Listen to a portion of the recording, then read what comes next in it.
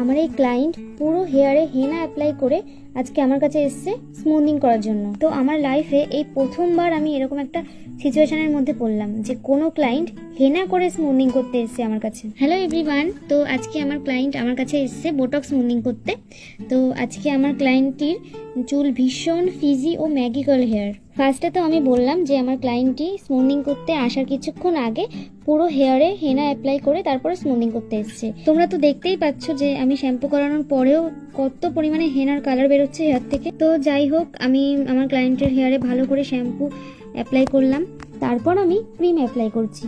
তো হেয়ারটা ভীষণ স্ট্রং, সেই জন্য আমি ড্রাই হেয়ারে ক্রিম অ্যাপ্লাই করছি। তো আমি আমার ক্লায়েন্টের হেয়ারে ইউজ করছি লরিয়াল এক্সটেন্সো এক্সট্রা রেসিস্ট্যান্ট খুবই স্ট্রং ক্রিম ইউজ করছি।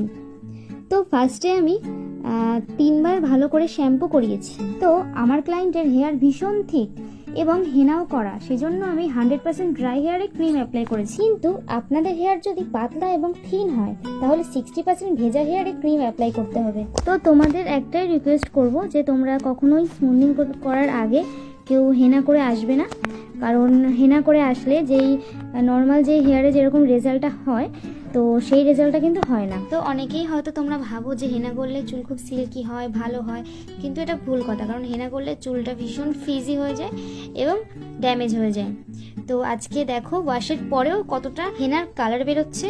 তো তোমরা হয়তো দেখে ভাবতে পারো যে হয়তো মেহেন্দি করেছে এই জন্য কালার বেরোচ্ছে, না, স্মুথিং করলে এই যে ক্রিমটা অ্যাপ্লাই করি তারপরে ওয়াশের পরে এরকম কালার বেরোয় না, হোয়াইট কালারের ক্রিম বেরোয়। তো হোয়াইট না বেরিয়ে এখানে দেখি হেনার কালার বেরোচ্ছে। তো এতটা পরিমাণে হেনার ফল এটা।